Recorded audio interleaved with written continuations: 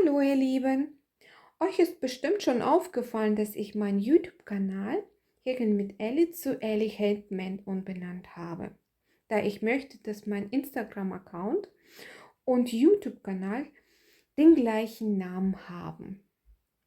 Ich hoffe, dass ihr mir auch treu bleibt und weiterhin mit mir häkelt.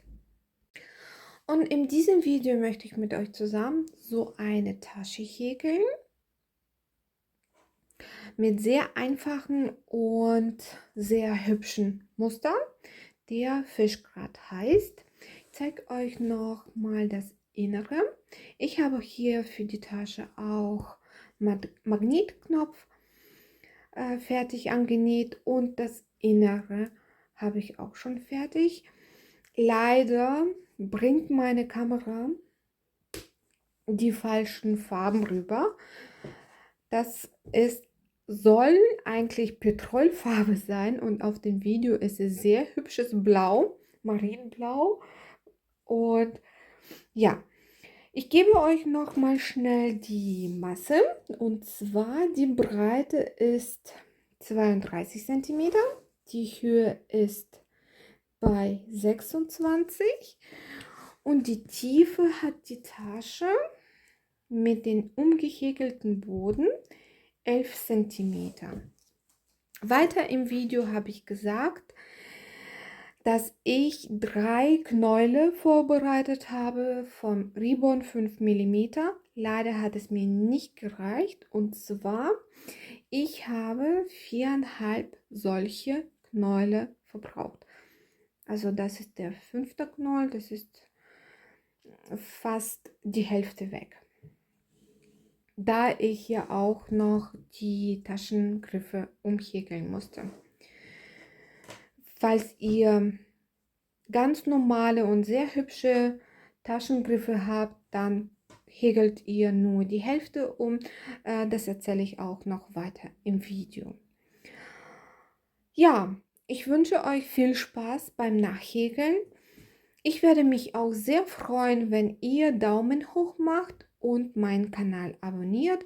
Es macht mich dann auch glücklich und motiviert mich weiter, Taschen oder die Körper für euch zu häkeln. Diesmal habe ich für die Tasche genommen Taschenboden, der 26 cm lang ist und 10 cm hat die Breite, also 26, und die Breite ist 10 cm und das ist dunkelblau. Dann diesmal nehme ich Ribbon von meinem Garn. Das ist Polypropylen, 100%, hat 110 Meter plus minus 5% die Länge.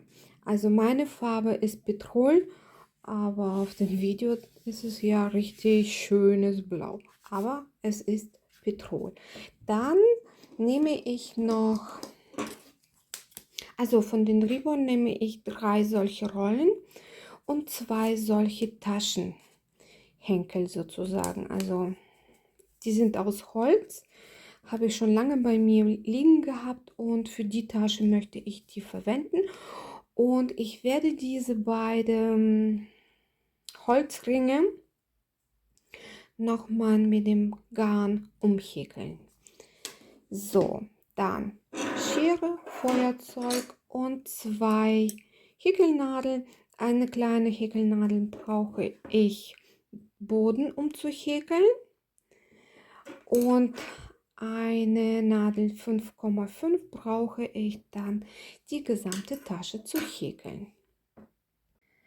Bevor ich anfange, Boden umzuhäkeln, habe ich festgestellt, dass der Abstand zwischen den Öffnungen zu groß ist. Das heißt, ich muss einige Öffnungen dann verdoppeln. Da habe ich ja schon ein paar Markierer aufgestellt, und zwar an meinem Taschenboden habe ich festgestellt, wo der Halberkreis ist, und 2 gegenüberliegenden Öffnungen. Und da habe ich die Markierer aufgesetzt, also an beiden Seiten. weil die beiden Seiten sind identisch. Und ab diesem Markierer werde ich dann die Maschen oder diese Öffnungen verdoppeln. Also auf diese Seite, also jede Öffnung werde ich verdoppeln. Auf der Seite mache ich genauso und bei den geraden Seiten werde ich es abwechseln. Eine verdoppeln, eine verdoppeln, eine verdoppeln und dann bis zu den Markierer. Und ich hoffe, dann wird ja dieser Boden nicht zusammengezogen oder nicht zu breit werden. Gut, ich werde dann den Boden mit Häkelnadel Nummer 4 umhäkeln. Dann nehme ich meinen Faden. Ich werde jetzt das Endstück ungefähr 2 Meter abmessen. Brauche ich dieses Endstück, die Reihe nahtlos zu beenden. Gut, dann fange ich jetzt an und fange ja hier bei der ersten Öffnung und hier häkle ich dann eine feste Masche. Dann die nächste Öffnung wird verdoppelt und dann wieder eine Masche häkeln. Und so häkle ich bei meinem Boden bis zu den Marker. Da jeder von uns verschiedene Taschenboden hat, muss jeder dann für sich rausfinden, wie oft man diese Verdopplung bei den Umhäkeln des Bodens machen muss.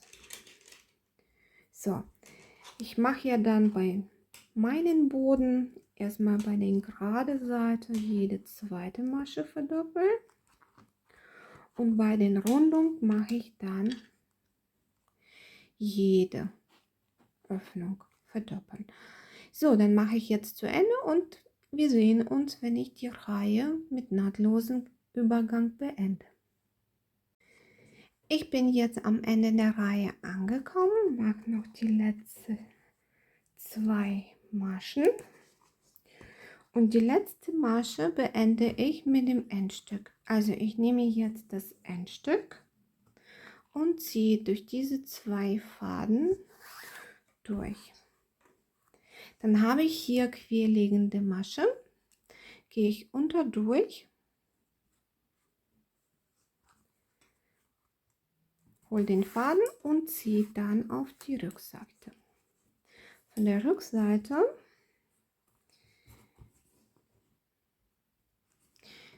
hier gehe ich unter diese Schlinge und da kommt die Häkelnadel, wo der Faden auch rauskommt, hole mir den Faden und ziehe auf die Rückseite. So habe ich jetzt nahtlos die Reihe beendet.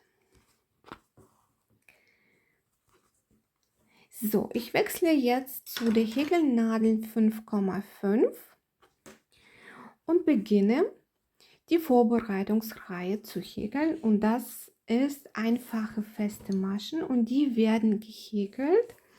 Hier ist die Kette entstanden. Ich gehe zwischen rein und auf der Rückseite sind ja diese Schlingen entstanden und unter diese jede Schlinge gehe ich auch mit der Häkelnadel durch, nehme dann Arbeitsfaden, hole mir Faden und mache die erste feste Masche und die Reihe wird so gehäkelt. Und häkelt bitte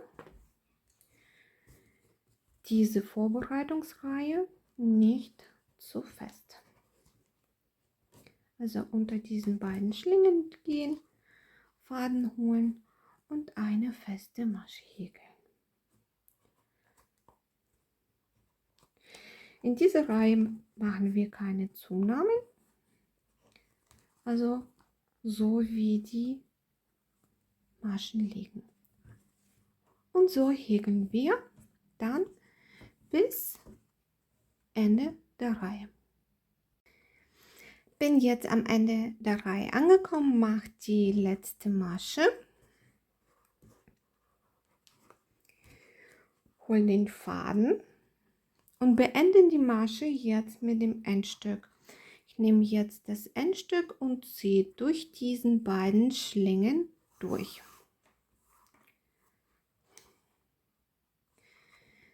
So, dann sehe ich diese querliegende Masche, gehe ich mit der Häkelnadel durch, hole den Faden und ziehe dann auf die Rückseite.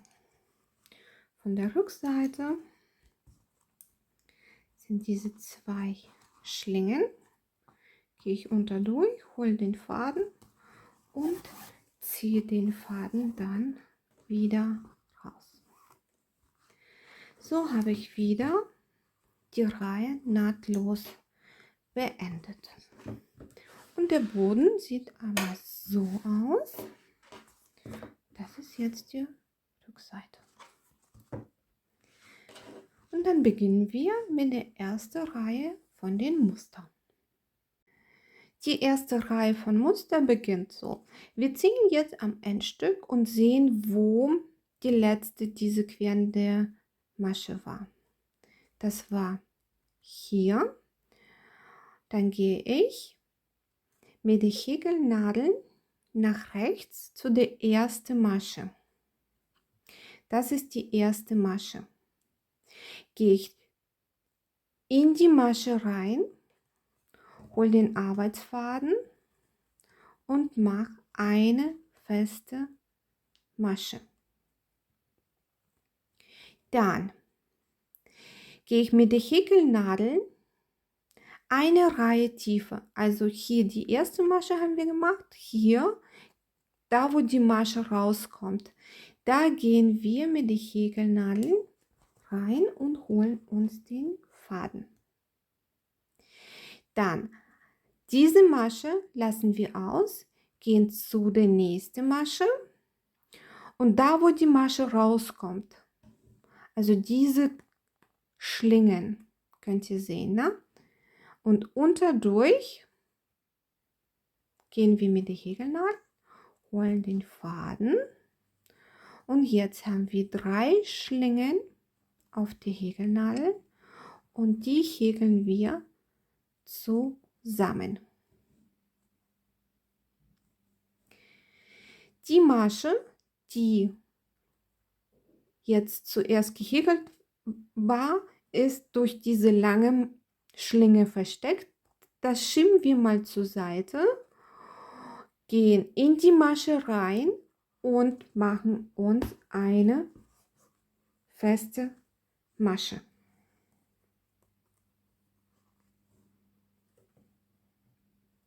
Das ist das erste Element, was wir jetzt gemacht haben. Beginnen mit Element Nummer 2.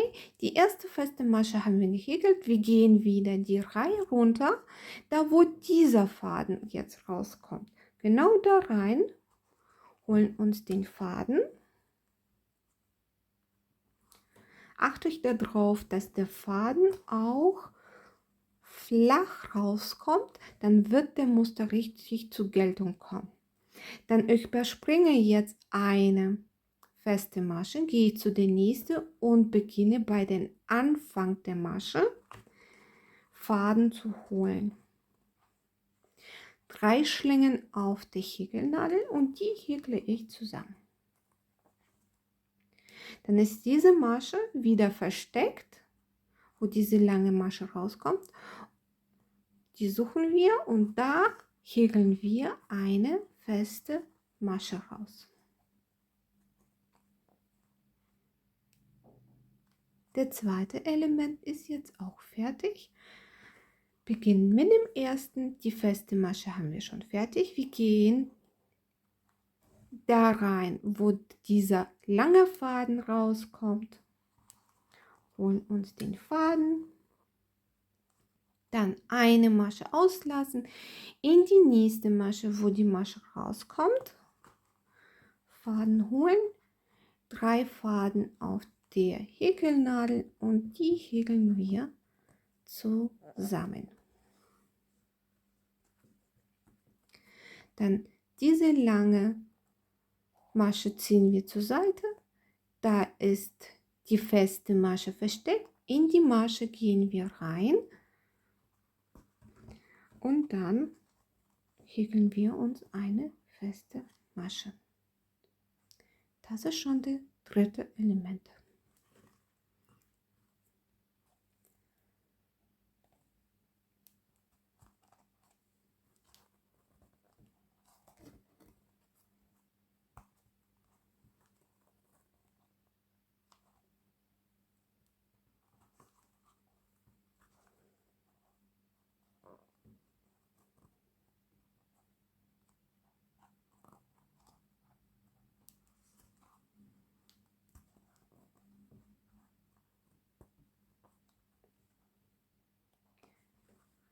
Und so machen wir weiter.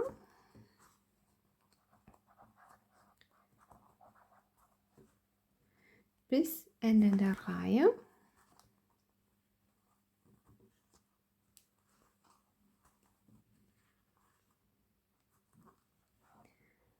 Also die erste Reihe wird ein bisschen schwierig gehäkelt und die Reihen danach, die sind ja dann sehr einfach zu häkeln.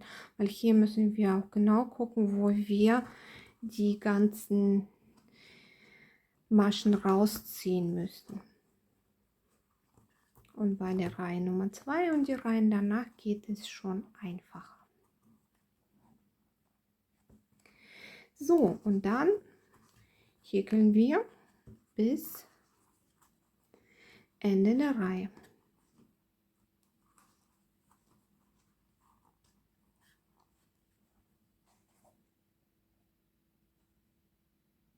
Ich mache jetzt die Reihe Nummer 1 zu Ende. Noch ein paar Maschen.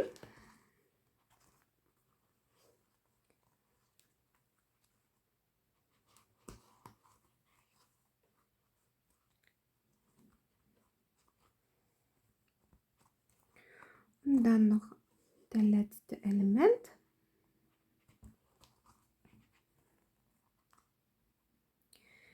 Und wir beenden den letzten Element so. Hier habe ich ja die Häkelnadel eingesteckt, Faden rausgeholt, dann überspringen wir diese Masche, die letzte Masche, und stecken den Faden da, wo diese lange Masche, die zuerst gemacht haben, Häkelnadel rein. Und von da aus holen wir uns den Faden und beenden jetzt mit dem Endstück. Ich nehme jetzt das Endstück und ziehe durch diese 3 Schlingen durch. Hier war die erste feste Masche und unter diese beiden Schlingen gehen wir durch, holen uns den Faden und ziehen auf die Rückseite. Von der Rückseite sind jetzt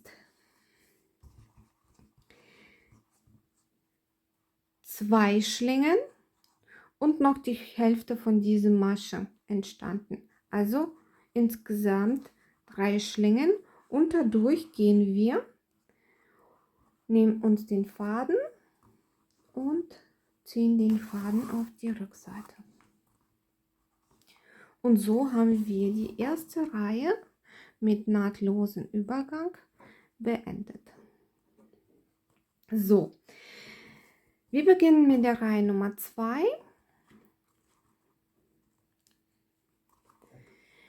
Und zwar, hier ist das Endstück und hier war die erste feste Masche, die wir gemacht haben. Und hier häkle ich wieder die erste feste Masche.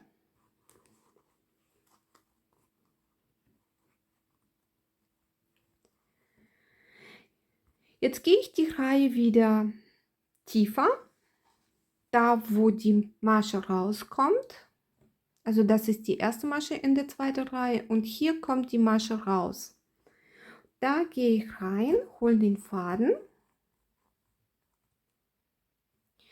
Dann Da sind ja die 3 Maschen, die wir in der ersten Reihe zusammen gehäkelt haben, und das ist die feste Masche. Und in Anfang der Masche gehe ich rein, hole den Faden, habe wieder 3 Schlingen auf der Häkelnadel und die häkle ich zusammen. Und dann wird wieder die feste Masche gehäkelt, die es jetzt diesmal besser zu sehen ist, nicht mehr so versteckt. So, dann gehe ich wieder mit der Häkelnadel, wo dieser lange Faden rauskommt, hole den Faden in die nächste Masche, in den Anfang der Masche, und dann häkle ich alle 3 Faden zusammen und eine feste Masche in die feste Masche.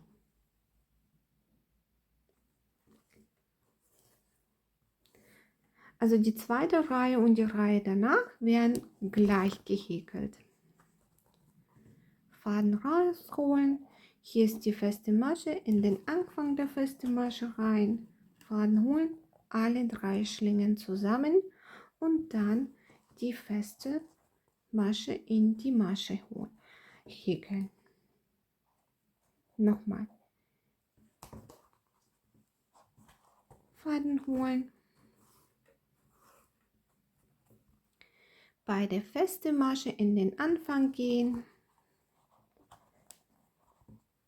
Alle 3 Schlingen zusammen häkeln und dann eine feste Masche.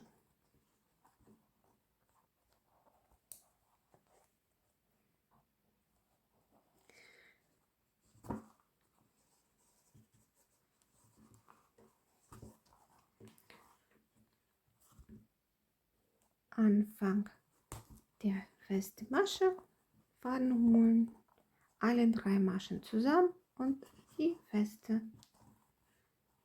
Masche.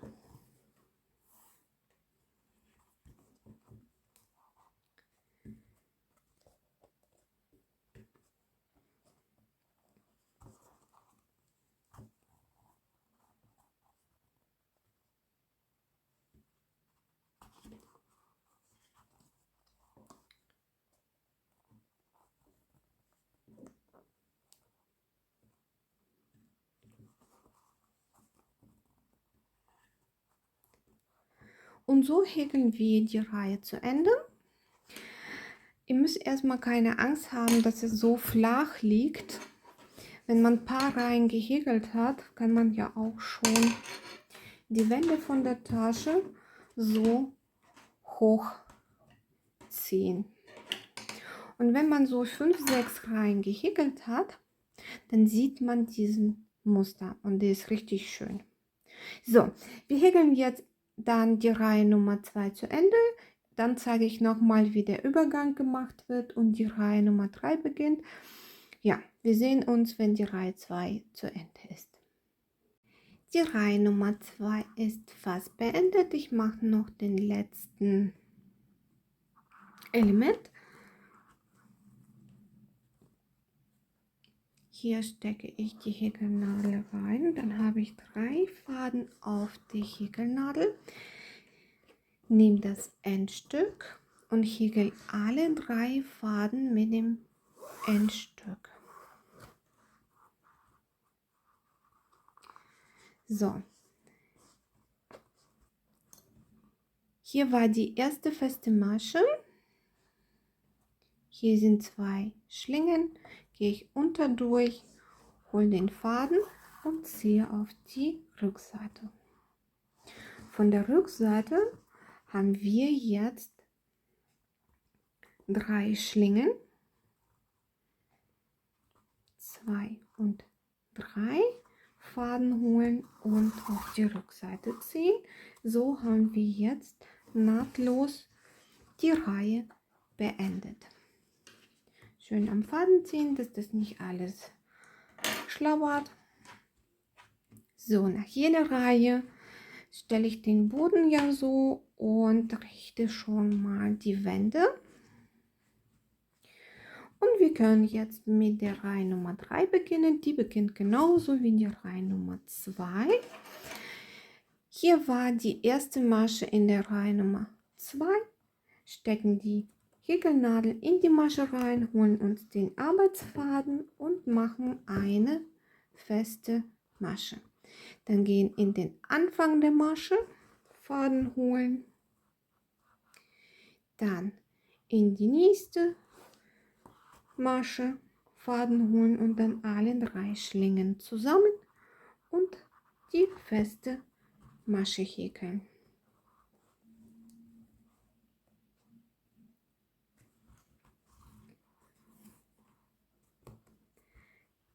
Dann wieder in Anfang der Masche einstechen, zu der nächsten feste Masche gehen, in die Masche rein,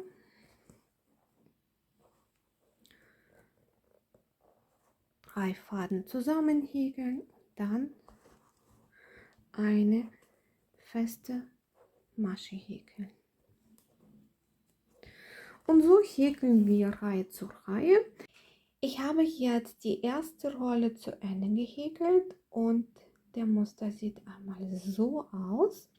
Und zwar habe ich aus der ersten Rolle 1, 2, 3, 4, 5, 6, 7, 8 Reihen hochgehäkelt.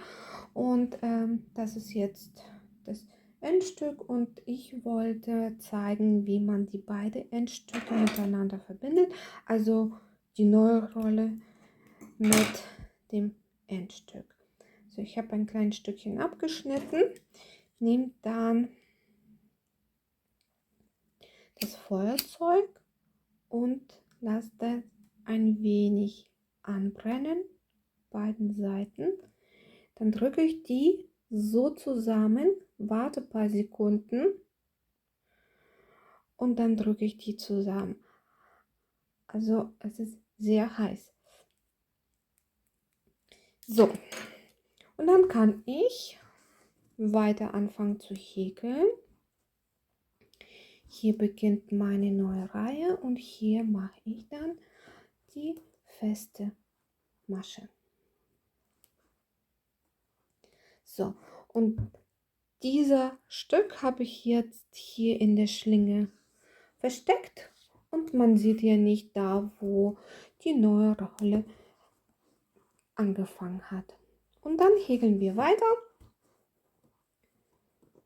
Reihe zu Reihe, dass man die gewünschte Höhe erreicht hat.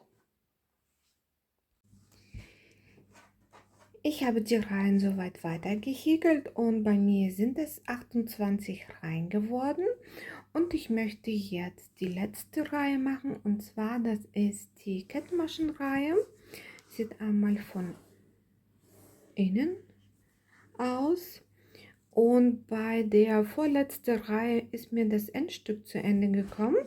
Ich habe die 28. Reihe so gehäkelt und ich zeige euch noch einen Trick, wie man hier einen nahtlosen Übergang macht. Und zwar, ich nehme jetzt den Faden und wickel das 5-mal um der Tasche. 2, 3, 4, 5 und schneide dann Faden ab.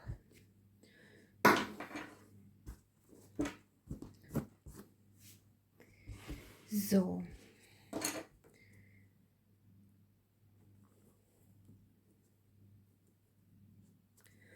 Und hier wird dann nahtloser Übergang gemacht. Jetzt ziehe ich an den Faden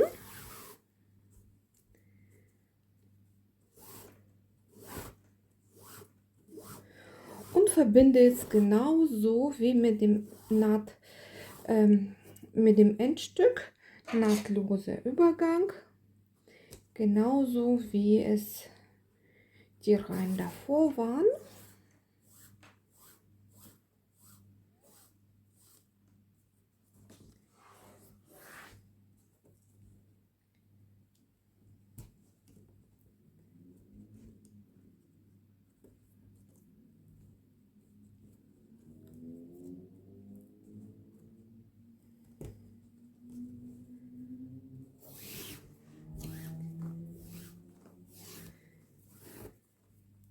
So, jetzt ist es auch fertig und jetzt beginne ich einfach mit Kettmaschen die ganze Reihe zu häkeln. Also, das ist Kettmaschenreihe bis Ende der Reihe dann häkeln. Die Reihe ist jetzt beendet und ich mache ja dann die Reihe mit nahtlosen Übergang.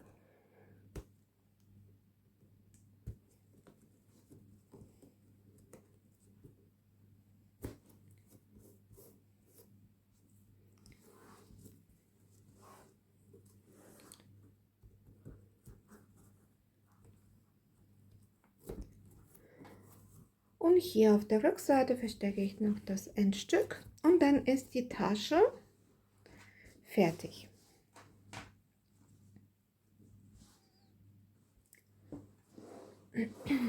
So, jetzt beginnen wir die Griffe aufzunähen. Ich zeige einmal wie. Da meine Griffe so aussehen und ich habe hier angefangen, diesen Griff umzuhäkeln, ist mir dann Folgendes passiert, dass der Holz durchgekommen, also die Farbe war zu sehen und sah nicht so schön aus, deswegen bin ich auf die Idee gekommen, einmal den Reifen umzuwickeln. Wenn ihr ganz normalen und einen hübschen Griff habt, das müsst ihr nicht. Und jetzt müssen wir diesen Reifen umhäkeln. Und zwar, ich werde meinen Reifen komplett, also ganz umhäkeln und ihr macht nur die Hälfte. Wenn das richtiger und hübscher Griff ist. Ihr macht das dann nur die Hälfte, weil später wird der Griff so an die Tasche angenäht. Okay? Und wenn ihr anfängt umzuhäkeln, lasst bitte ein Endstück ungefähr so bei 1 Meter, je nachdem wie groß euer Griff ist, 1,5 Meter, das brauchen wir dann zum Befestigen nachher den Griff an der Tasche. Ja, gut, ich werde jetzt mein Griff dann weiter umhäkeln und wenn ich fertig bin, zeige ich, wie das noch befestigt wird. Beide Griffe sind jetzt umgehäkelt. Die habe ich hier auch schon mit Maschenmarkierer markiert an den Stellen, wo die an der Tasche befestigt werden. Und zwar, ich habe die Tasche so gelegt, die Mitte gefunden. Dann habe ich die Griffe genommen oder einen Griff, genau geguckt, ob das mittig ist und dann die Stellen markiert. Und ab da fange ich dann mit Kettmaschen diese Griffe zu befestigen. An den Griffen geht es relativ einfach. Hier sind Öffnungen und an der Tasche ist es ein bisschen schwieriger. Müsst ihr natürlich auch gucken, wo ihr mit der Häkelnadel reinkommt. Und dann wird die Tasche mit dem Henkel verbunden und wir nehmen erstmal den Faden nach hinten.